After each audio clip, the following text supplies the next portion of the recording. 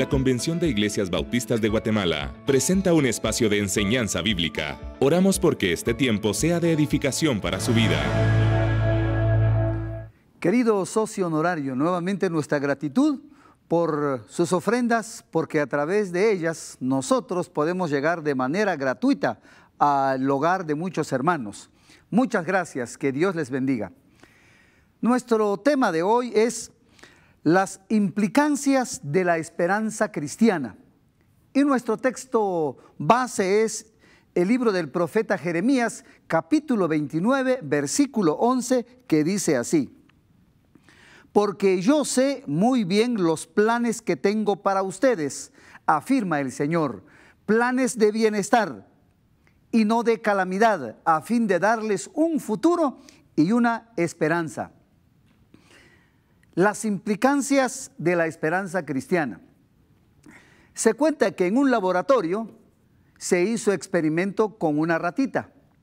A la ratita la colocaron en un balde de agua durante 1 minuto y la sacaban. Después fue aumentando el tiempo, 2 minutos, 5 minutos y siempre una mano la sacaba. 10 minutos, media hora, una mano la sacaba. La conclusión fue que todos coincidieron que de alguna manera la ratita percibía que una mano o alguien la rescataría, mientras que otras que solamente las dejaban solas morían rápidamente, mientras que la rata del experimento de alguna manera se daba cuenta que alguien la salvaría, algo así como que tuviera una esperanza. El contexto histórico de este versículo que hemos leído, Jeremías 29, 11, nos habla que el capítulo 29 de Jeremías contiene una carta a los exiliados llevados a Babilonia por Nabucodonosor. El versículo 1 del capítulo 29 dice así: esta es la carta que el profeta Jeremías envió desde Jerusalén al resto de los ancianos que estaban en el exilio, a los sacerdotes, a los profetas y a todo el pueblo que Nabucodonosor había desterrado de Jerusalén a Babilonia. Una carta abierta para todos los sectores de la sociedad judía en aquel momento, expatriada, exilada, llevada hacia Babilonia. La carta propiamente dicha comprende los versículos 4 al 23. El resto de los versículos hablan del contexto en el que se da esta carta. El contexto que utilizaremos para este mensaje es el versículo 11, mejor dicho, el texto que utilizaremos es el versículo 11, y es una parte de esta carta a los exiliados de Judá. Volvemos a leer Jeremías 29, 11, que dice: porque yo sé muy bien los planes que tengo para ustedes, afirma el Señor, planes de bienestar y no de calamidad, a fin de darles un futuro y una esperanza. La palabra clave de nuestro título es la palabra esperanza, las implicaciones de la esperanza cristiana.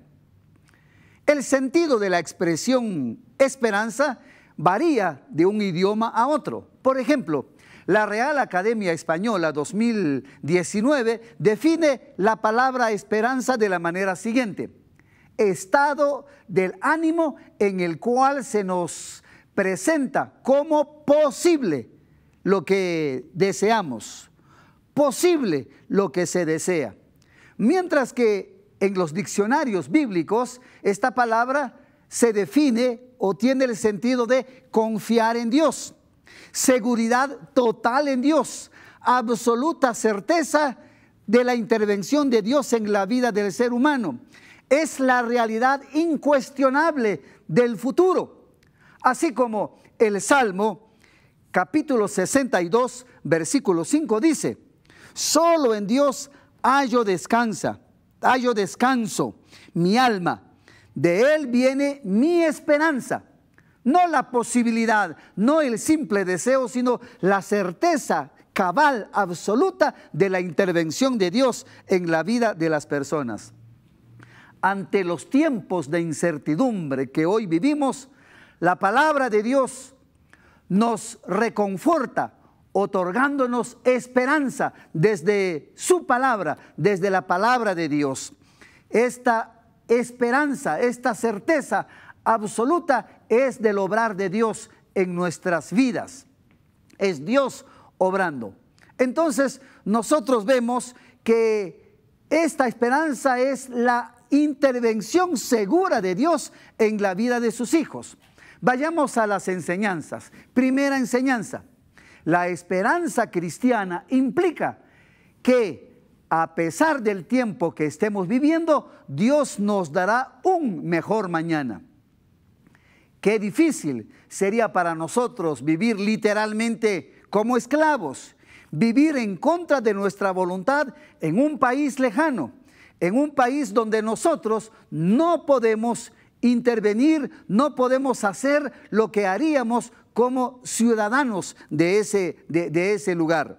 Entonces encontramos que en este texto que nosotros hemos hablado de hoy, nos habla de que este pueblo estaba en el exilio. Israel vivía en el exilio como esclavos. Israel estaba lejos de su país. Y Dios estaba prometiendo a su pueblo volver de ese exilio, volver a su tierra, volver desde donde los habían sacado. La pregunta es, ¿se puede volver a recuperar lo que se ha perdido? En Dios todo es posible. En Dios todo lo podemos realizar. Se cuenta que un violinista que estaba viajando por Europa en tren llevaba su precioso Stradivarius. Estaba viajando, pero una maleta que le cae sobre el estuche frágil rompe por el peso de esa maleta el violín. Y este señor, el violinista, tan preocupado, no sabe qué hacer y le dicen que lo iban a mandar a reparar.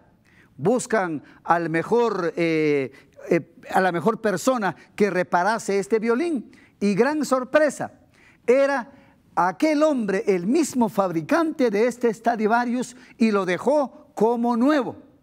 Y esto es lo que hace Dios en nuestras vidas. No solo nos da esperanza, sino que también nos ayuda a restaurarnos, nos ayuda para que nosotros podamos seguir adelante. Porque yo sé muy bien los planes que tengo para ustedes, afirma el Señor. Planes de bienestar y no de calamidad, a fin de darles un futuro y una esperanza. Hemos visto la primera enseñanza. La esperanza cristiana implica que a pesar del tiempo que estemos viviendo, Dios nos dará un mejor mañana. Segunda enseñanza. La esperanza cristiana implica que, aún en medio de la difícil circunstancia que vivimos, Dios está con nosotros. Porque yo sé muy bien los planes que tengo para ustedes, afirma el Señor. Planes de bienestar y no de calamidad, a fin de darles un futuro y una esperanza. Dios no se había olvidado de su pueblo. Dios estaba presente aún en esas circunstancias tan difíciles. Muchas veces nos parecerá que Dios se ha olvidado de nosotros, que Dios no escucha nuestras oraciones, que Dios lo sentimos lejano por las cosas que nos están pasando. Israel se sentía así y Dios envía esta carta a través del profeta Jeremías. El Señor siempre está presente y el Señor siempre piensa y escucha a su pueblo. La situación en la que se encontraba Israel había sido a causa de su rebeldía, y por su rebeldía sufría esas consecuencias de estar lejos de su tierra. Lo que hacemos, tarde o temprano, lo cosecharemos, pero Dios está con nosotros. Un señor que caminaba por el acantilado dando un paseo, de pronto se resbala y cae y queda desmayado. Y cuando este hombre cae y queda desmayado, quedó absolutamente inconsciente por mucho tiempo, hasta que la marea, con la salpicadura y que golpeaban las olas, él se despertó. Y cuando se despertó, se desesperó porque estaba solo, empezó a gritar y él no podía salir de ese lugar porque se había quebrado una pierna. Y otro médico que providencialmente pasaba por aquel lado lo ayudó. Porque yo sé muy bien los planes que tengo para ustedes, afirma el Señor, planes de bienestar y no de calamidad, a fin de darles un futuro y una esperanza. Dios es nuestra esperanza.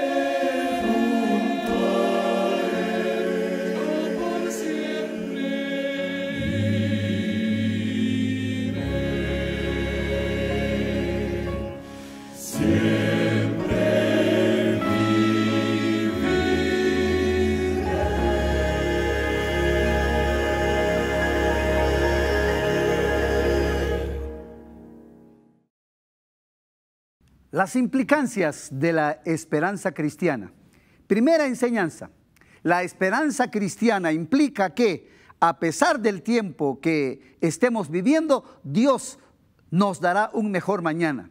Segunda enseñanza. La esperanza cristiana implica que, aunque en medio de la difícil circunstancia que vivamos, Dios está con nosotros. Tercera enseñanza. La esperanza cristiana implica que, a pesar de estar viviendo la hora más negra de nuestra vida, tenemos la absoluta seguridad de encontrar la luz de Dios para seguir adelante. ¿Qué sería lo más difícil que nos pasara a nosotros hoy? Una realidad que nos ocurre a todos los seres humanos es la llegada de la muerte, ¿no es cierto? Cuando la muerte golpea la puerta de nuestra casa, todos pasamos por experiencias muy tristes, pues aún ni la misma muerte podrá vencer a aquel que tiene su esperanza en Dios. Tenemos esperanza aún ante la misma muerte. Y Romanos 8, 31 y 39, en la epístola del apóstol Pablo a los romanos, nos dice así: ¿qué diremos frente a esto? Dios está de nuestra parte. ¿Quién puede estar en contra nuestra? El que no escatimó ni a su propio Hijo, sino que lo entregó por todos nosotros, ¿cómo no habrá de darnos generosamente junto con Él todas las cosas? ¿Quién acusará a los que Dios ha escogido? Dios es el que justifica. ¿Quién condenará?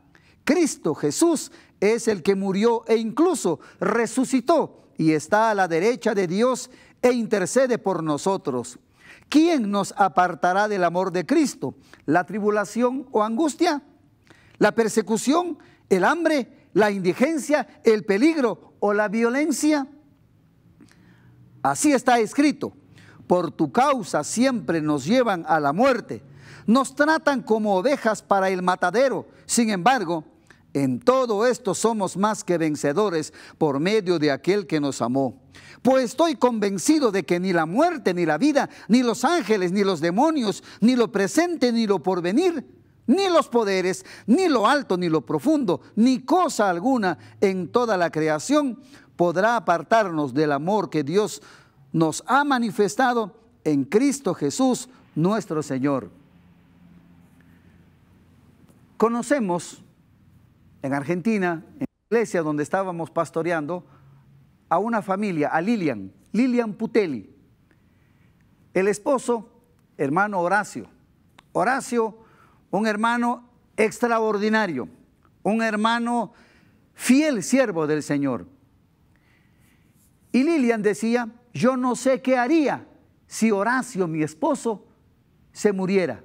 Yo también me moriría de angustia. Estábamos en un culto el domingo por la mañana. Yo estaba en la primera fila de las bancas. De pronto un ruido atrás. Era Horacio, que le había dado un derrame. Lo llevaron al hospital italiano que quedaba allá unas cuadras y llegó muerto. A la semana siguiente Lilian estaba dando testimonio y decía: hermanos, no entiendo cómo puedo estar de pie y hablándoles ahora de manera tranquila. Yo creí que ante la muerte de Horacio, si es que él muriera primero, como ha ocurrido, yo me desmayaría, yo no podría hablar, no sé qué sería de mí. Pero hermanos, doy testimonio que la gracia de Dios, la fortaleza de Dios, la esperanza en la resurrección, que el que muere en Cristo vivirá eternamente y para siempre. Hoy puedo estar aquí ante ustedes dándoles testimonio del consuelo, del amor del Señor. Esto es la esperanza que nosotros manejamos los cristianos. Ni la muerte, ninguna cosa creada, como dice el texto que hemos leído, porque el Señor está con nosotros. En Dios tenemos presente, en Dios tenemos futuro, en Dios podemos nosotros seguir adelante. Por eso dice el Señor: porque yo sé muy bien los planes que tengo para ustedes, afirma el Señor, planes de bienestar y no de calamidad, a fin de darles un futuro y una esperanza. Un futuro y una esperanza literalmente significa un fin y una esperanza. Dios, mientras nos encamina a ese final, nosotros gozamos de esperanza. Nosotros tenemos esperanza. El Señor está siempre de nuestro lado para ayudarnos, para poder salir adelante, para poder caminar en la gracia del Señor. Y justamente el mismo profeta Jeremías, en el capítulo 31, versículo 17, viene a hablar otra vez sobre la esperanza, diciendo: se vislumbra esperanza en tu futuro. tus hijos volverán a su patria, afirma el Señor. Queridos hermanos, queridos amigos, hay esperanza en Dios. Esperemos en Él, porque solo Él nos ayudará, solo Él nos restaurará, solo Él podrá caminar con nosotros, abrazarnos y estar con nosotros. Probablemente todos o la mayoría hemos visto el vitró. ¿Qué es el vitró? El vitró son aquellas ventanas que tienen imágenes, que tienen figuras determinadas, pero ¿saben esas obras de arte de qué están hechas? De pedacitos de vidrio.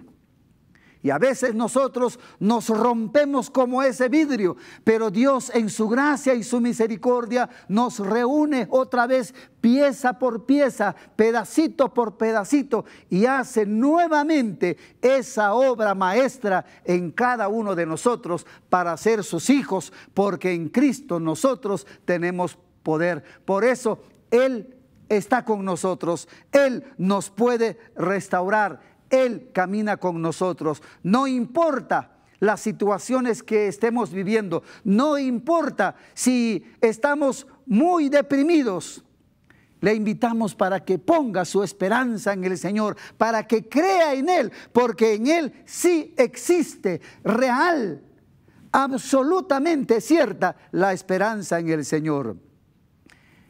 ¿Qué significa la esperanza cristiana?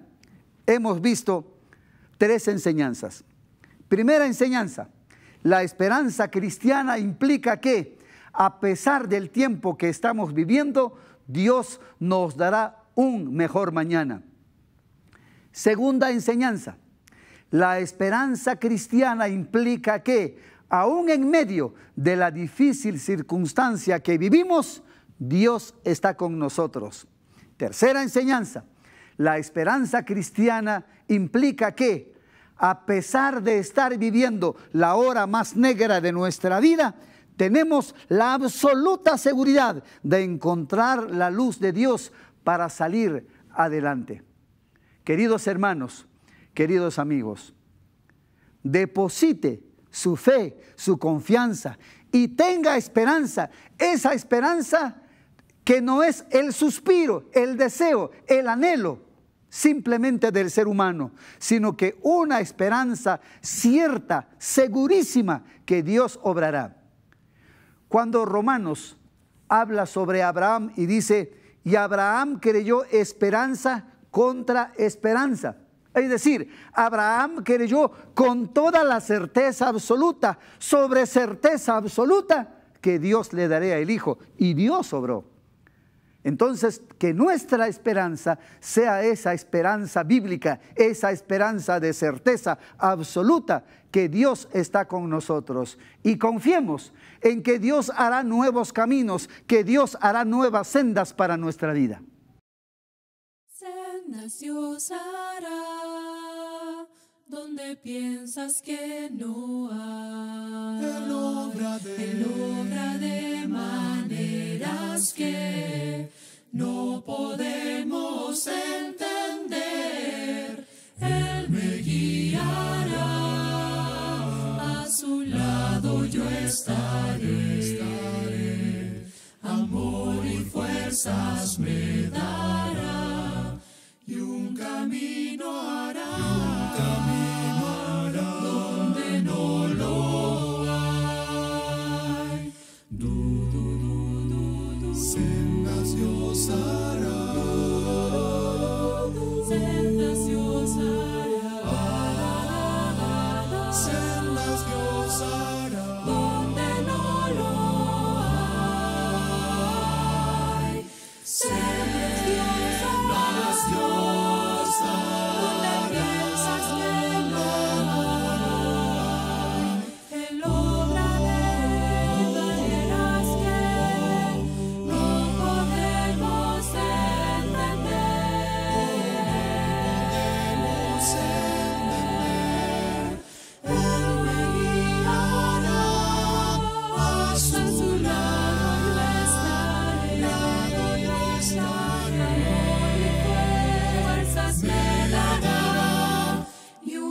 camino habrá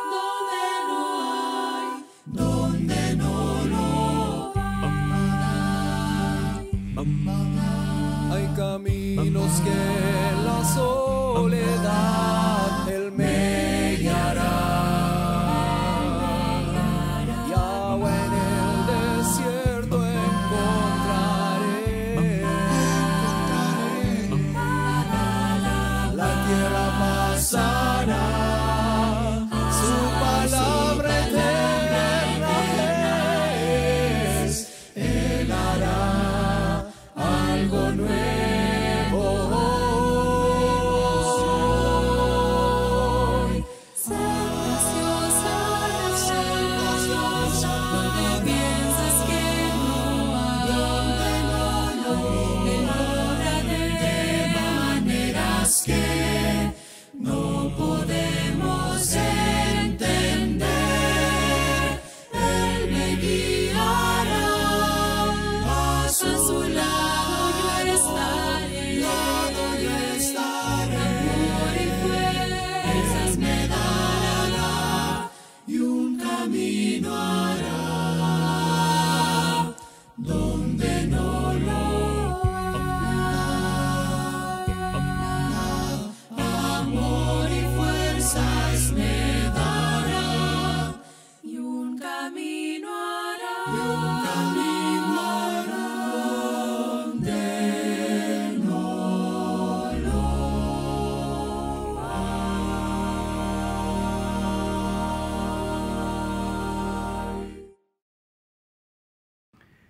Hemos visto 3 enseñanzas acerca de la esperanza. ¿Qué significa la esperanza cristiana? ¿Qué implicancias tiene la esperanza cristiana para cada uno de nosotros? Primera enseñanza: la esperanza cristiana implica que, a pesar del tiempo que estamos viviendo, Dios nos dará un mejor mañana.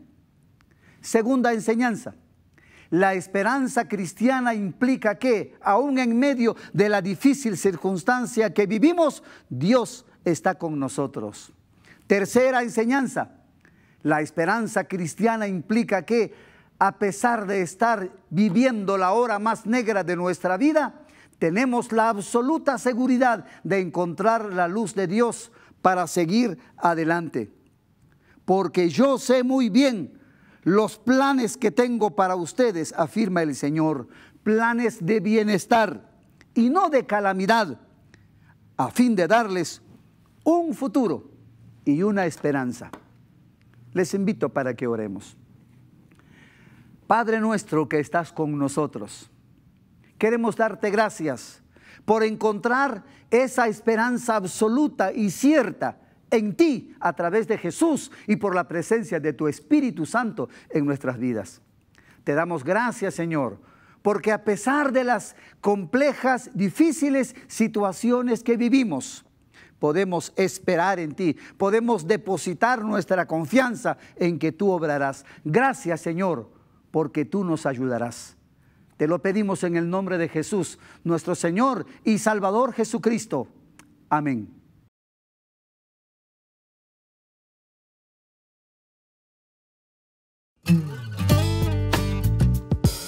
Lecciones para la vida. Bienvenidos a Lecciones para la Vida.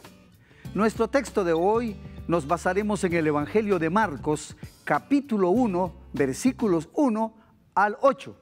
Y el pasaje dice así: comienzo del Evangelio de Jesucristo, el Hijo de Dios. Sucedió como está escrito en el profeta Isaías: yo estoy por enviar a mi mensajero delante de ti, el cual preparará tu camino. Voz de uno que grita en el desierto: preparen el camino del Señor, háganlo sendas derechas. Así se presentó Juan, bautizando en el desierto y predicando el bautismo de arrepentimiento para el perdón de pecados. Toda la gente de la región de Judea y de la ciudad de Jerusalén acudía a él. Cuando confesaban sus pecados, él los bautizaba en el río Jordán. La ropa de Juan estaba hecha de pelo de camello. Llevaba puesto un cinturón de cuero y comía langostas y miel silvestre.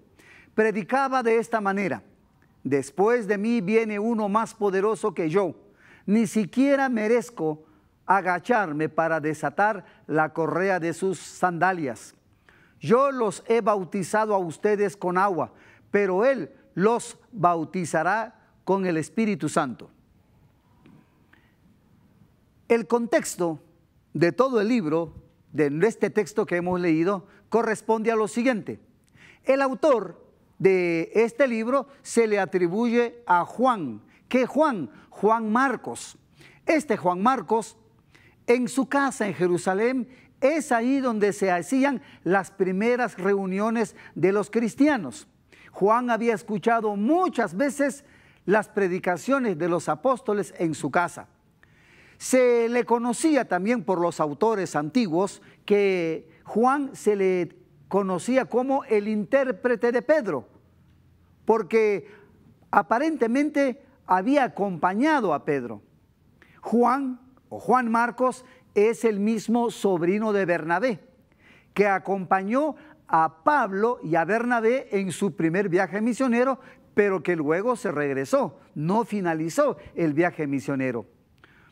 Posiblemente, este hombre se habría arrepentido de lo que habría hecho, porque más tarde llega a ser colaborador de Pablo. Pablo lo menciona en sus epístolas y por lo tanto escribe el Evangelio de Marcos. Marcos no es el primer evangelio, mejor dicho, es el primer evangelio que se escribió dentro de los evangelios.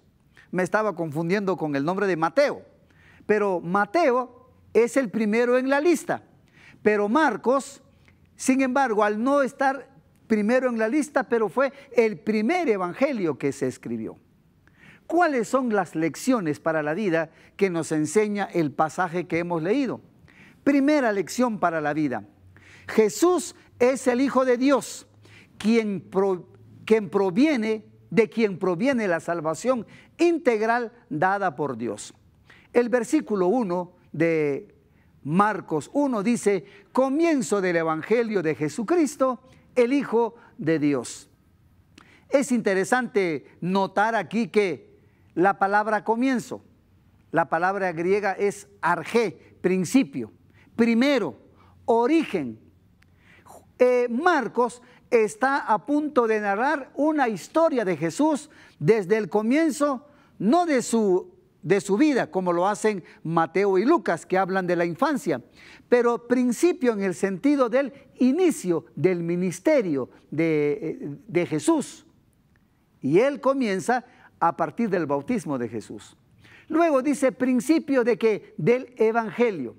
Es interesante notar el uso que se le da en la antigüedad la palabra evangelio. Si nosotros preguntáramos qué significa evangelio, diríamos buenas noticias o buenas nuevas, pero es mucho más que eso. En el contexto de la antigüedad, el evangelio, la palabra evangelio se utilizaba de tres maneras. La primera era, decían a pregonar por el imperio, decían evangelio, evangelio. Eran los heraldos del imperio, del gobierno, para decir que había nacido el sucesor del rey, había nacido el príncipe. Para ellos era una buena noticia y decían evangelio. El segundo uso era cuando los soldados del pueblo, de la ciudad, volvían de la guerra y volvían victoriosos, decían evangelio, evangelio. Es decir, buenas noticias porque volvían los soldados victoriosos. El tercer uso de la palabra evangelio era cuando el imperio decidía dar doble o triple porción de alimentos a los más necesitados. Y decían evangelio, evangelio. Entonces, el uso de la palabra evangelio se hacía cuando nacía el príncipe, cuando el ejército volvía victorioso de la guerra, o cuando había doble o triple o más porciones de alimentos gratis por parte del imperio a los más necesitados. Y los discípulos utilizaron esta misma palabra, evangelio, porque era una buena noticia, no simplemente que signifique buena noticia, sino que hay que considerarlo desde ese contexto que hemos hablado. Principio del evangelio. Luego dice, ¿de quién? De Jesucristo. Es interesante notar que en el griego, en los libros, en los textos originales, no aparece el nombre Jesucristo como una sola palabra, sino que siempre son dos. Jesús, Cristo. No sé por qué en español es un solo nombre, mientras que en el original son dos. Jesús es el nombre histórico que le da el ángel, que se llamaría Jesús y llamará su nombre Jesús, que significa, dice, el que él salvará a su pueblo o el salvador del pueblo. Y luego, ¿por qué Cristo? La palabra Cristo es la palabra ungido, la palabra Mesías. Y la palabra ungido significa preparado para una misión específica. Y justamente lo va a decir la misión de Jesús cuando él lo dice en el Evangelio de Lucas: el Espíritu del Señor está sobre mí, me ha ungido para. Hoy, lamentablemente, la palabra unción se ha mal utilizado y no tiene el sentido bíblico. Hoy suena como una porción extra, como algo extra que se tiene. En Cristo, hermanos, no hay extra. O lo tenemos o no lo tenemos. Jesús no da pedacito. La palabra unción significa que en realidad todos estamos ungidos por el Señor, porque todos hemos sido determinados para un propósito en especial. Tenemos una misión que cumplir. Principio del Evangelio de Jesús Cristo, Hijo de Dios. La palabra hijo indica que es parte de la Trinidad, Dios Padre, Dios Hijo y Dios Espíritu Santo. Pero también cuando dice hijo de Dios, indica la procedencia de Jesús. Esta es la primera lección. La segunda lección para la vida, que Jesús es el cumplimiento profético dado por Dios.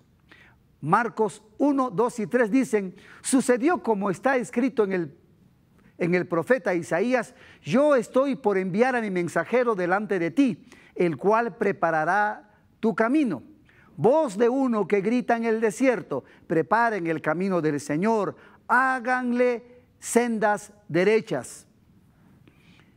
En este texto que hemos leído, del Evangelio de Marcos, encontramos nosotros de la cita que hace Marcos, en realidad viene de dos textos del Antiguo Testamento. El primero habla de Malaquías, capítulo 3, versículo 1, que dice: el Señor Todopoderoso responde: yo estoy por enviar a mi mensajero para que prepare el camino delante de mí. Y la segunda parte aparece en Isaías 40, versículo 3. Una voz proclama: preparen en el desierto un camino para el Señor, enderecen en la estepa un sendero para nuestro Dios. Las profecías se cumplen en Jesús, y Juan justamente anuncia que Jesús es el Mesías, que en Jesús se cumplen las profecías del Antiguo Testamento. Tercera lección para la vida: cada cristiano tiene una misión que cumplir en el reino de Dios. El versículo 4 de Marcos 1 dice: así se presentó Juan, bautizando en el desierto y predicando el bautismo de arrepentimiento para el perdón de pecados. Juan cumplió con ser el heraldo de la llegada de Jesús. Juan cumplió en su misión para preparar el camino del Señor, y a cada uno de nosotros del mismo modo se nos ha dado dones, ministerios, habilidades para poder servir en el reino del Señor. Por eso es bueno decir: Señor, aquí estoy para poder servirte, para poder ser ese instrumento en tus manos como lo fue Juan.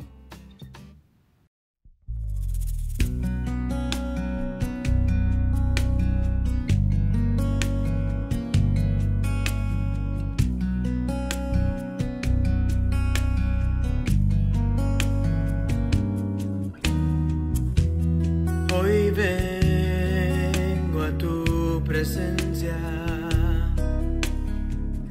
mis pecados no están ocultos ante ti.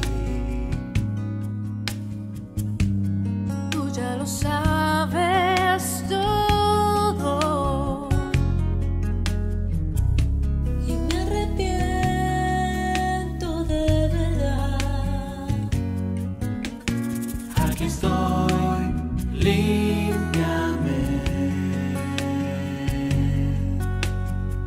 tu luz a mi ser, que no quiero ocultar mi maldad ante ti. Aquí estoy, clamo a ti. Tu perdón llegue a mí, vuelve a ocupar el primer lugar en mí.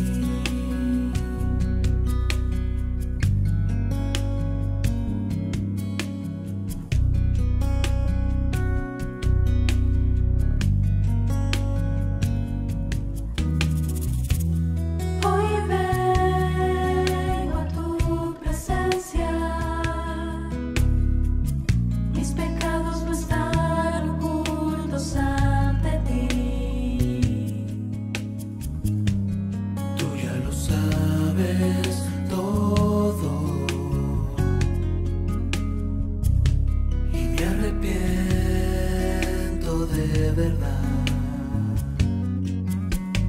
Aquí estoy, límpiame, trae tu luz a mi ser, que no quiero ocultar mi maldad ante ti. Aquí estoy, clamo a ti. Tu perdón llegue a mí, vuelve a ocupar el primer lugar en mí. Aquí estoy, límpiame,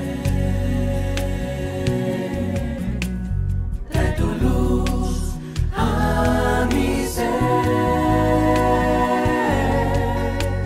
que no quiero ocultar mi maldad ante ti. Aquí estoy, clamo a ti. Tu perdón llegue a mí, vuelve a ocupar el primer lugar en mí.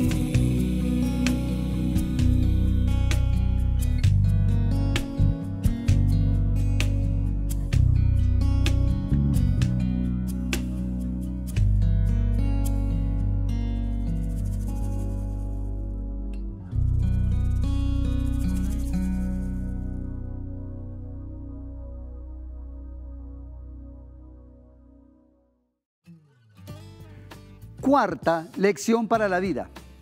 El bautismo es un paso de obediencia que todo cristiano debe dar.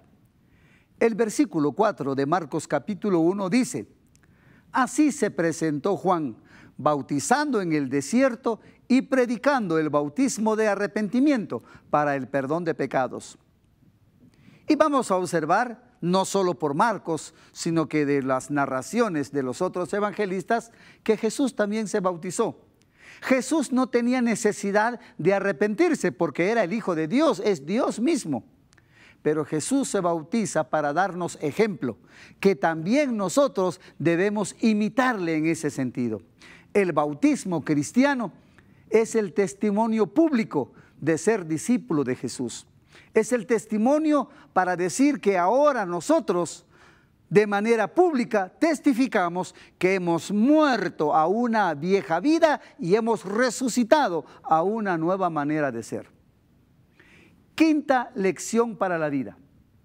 El arrepentimiento es esencial para tener a Jesús como Señor y Salvador de la vida. Versículos 4 y 5 de Marcos 1 dicen así: así se presentó Juan, bautizando en el desierto y predicando el bautismo de arrepentimiento para el perdón de pecados. Toda la gente de la región de Judea y de la ciudad de Jerusalén acudía a él. Cuando confesaban sus pecados, él los bautizaba en el río Jordán. La condición para ser perdonado es arrepentirse de los pecados. Es pedirle perdón a Dios. Y las multitudes que llegaban a Juan, esto era precisamente lo que hacían. Confesaban sus pecados y le pedían perdón a Dios. Hoy también lo podemos hacer, y una vez haber hecho la petición de perdón a Dios y de recibir a Jesús como el Señor de nuestras vidas, nos constituimos en hijos de Dios. La decisión corresponde a cada persona. Nos corresponde a nosotros poder ser bautizados.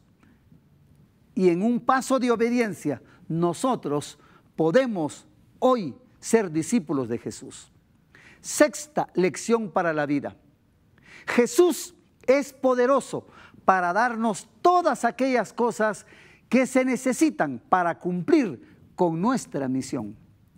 Los últimos 2 versículos del capítulo 1 de Marcos que leímos dicen así: predicaba de esta manera: después de mí viene uno más poderoso que yo. Ni siquiera merezco agacharme para desatar la correa de sus sandalias. Yo les he bautizado a ustedes con agua, pero Él los bautizará con el Espíritu Santo. En contraposición con el ser humano, que es finito, es débil, todo lo que nosotros hacemos no es trascendente, porque al final todos se olvidan de nosotros. Cuando uno muere, la gente llora, los hijos lloran, todo mundo llora. Al pasar de los años, 15, 20, 30 años, el recuerdo cada vez es más lejano. Pero el texto nos dice acerca de que Jesús es poderoso. Jesús vive para siempre. Jesús es Dios. Y en el texto se nos habla que el Espíritu Santo ha sido dado a los hijos de Dios para ser testigos de Jesús. Juan decía: yo los bautizo en agua, pero el que viene detrás de mí los bautizará en Espíritu Santo y fuego. Y tenemos un dato interesante en Hechos 1:8, que dice así: pues cuando venga el Espíritu Santo, estas son palabras de Jesús, sobre ustedes recibirán poder y serán mis testigos, tanto en Jerusalén como en toda Judea y Samaria y hasta los confines de la tierra. En este texto nosotros podemos encontrar varias cosas interesantes.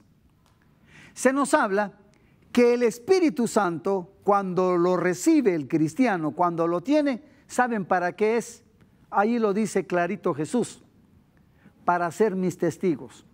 El que tiene al Espíritu Santo es testigo de manera automática de Jesús. Hoy se hacen muchas cosas en nombre del Espíritu Santo. Y lo menos que se hace es testificar de Jesús.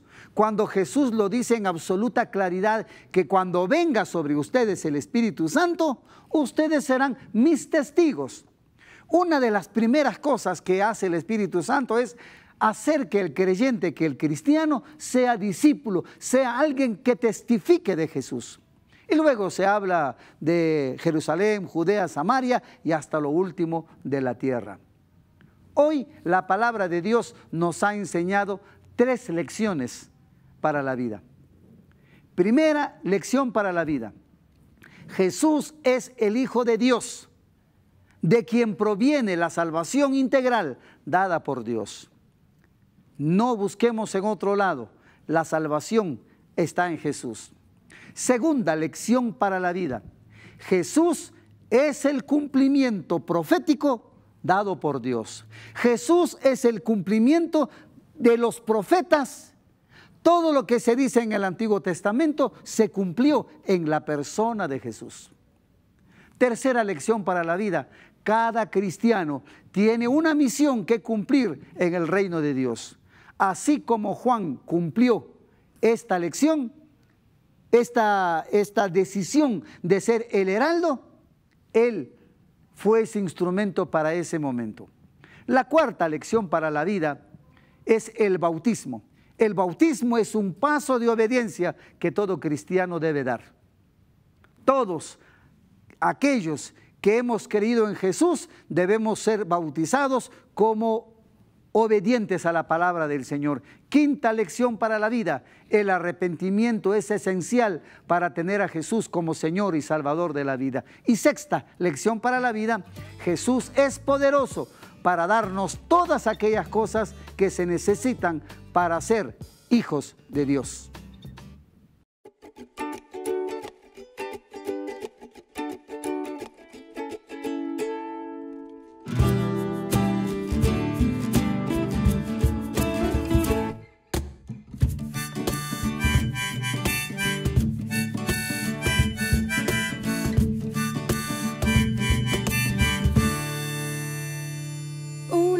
Hay profunda en mí, solo es una llamita.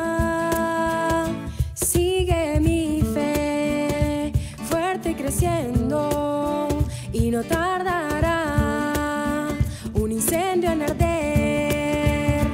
Encender mi fe, mi anhelo es: haz de mí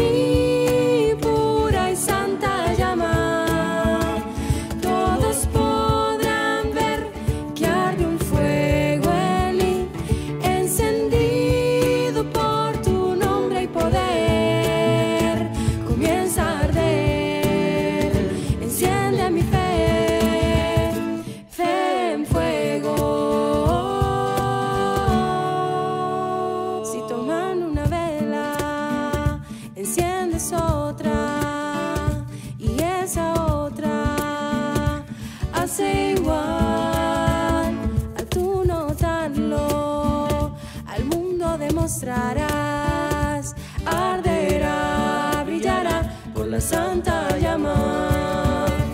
Encender mi fe, mi anhelo es: haz de mí pura y santa llama.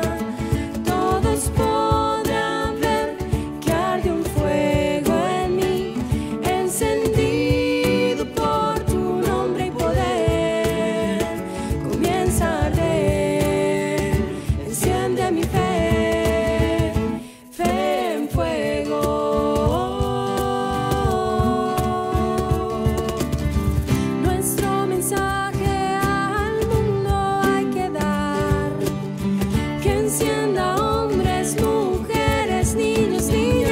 Encender mi fe, mi anhelo es: haz de mí pura y santa llama. Todos podrán ver que arde un fuego en mí, encendido por tu nombre y poder. Encender mi fe, mi anhelo es: haz de mí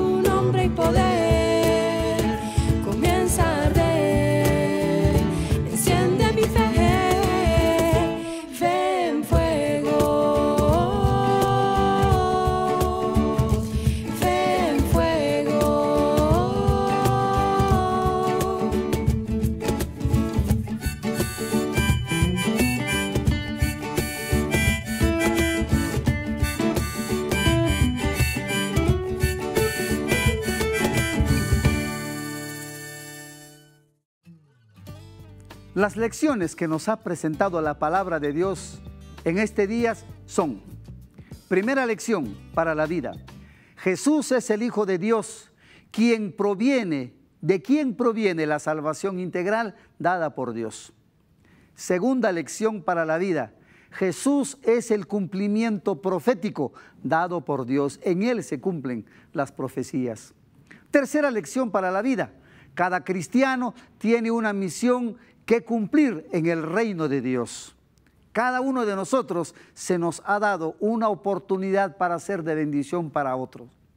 Cuarta lección para la vida. El bautismo es un paso de obediencia que todo cristiano debe dar. No es de perfección, sino que es un paso de obediencia. Quinta lección para la vida. El arrepentimiento es esencial para tener a Jesús como el Señor y Salvador de la vida. Arrepiéntete, pídele perdón a Dios y Él te perdonará. Sexta lección para la vida. Jesús es poderoso para darnos todas aquellas cosas que se necesitan para ser hijo de Dios. El Espíritu Santo en primer lugar, recursos, habilidades, capacidades, oportunidades para que seamos instrumentos de Dios. Practicar la palabra de Dios trae bendición, definitivamente. Vivamos mejor practicando estas lecciones para nuestras vidas y que nos hacen bien. Vamos a orar. Señor, te damos gracias por tu palabra.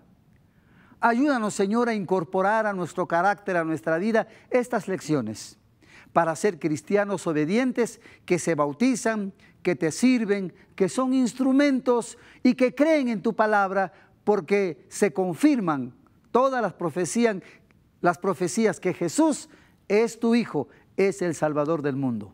Te damos gracias porque tu palabra ilumina nuestra vida, ilumina nuestro camino. Te damos gracias por eso y oramos en el nombre de Jesús, nuestro Señor y Salvador Jesucristo. Amén.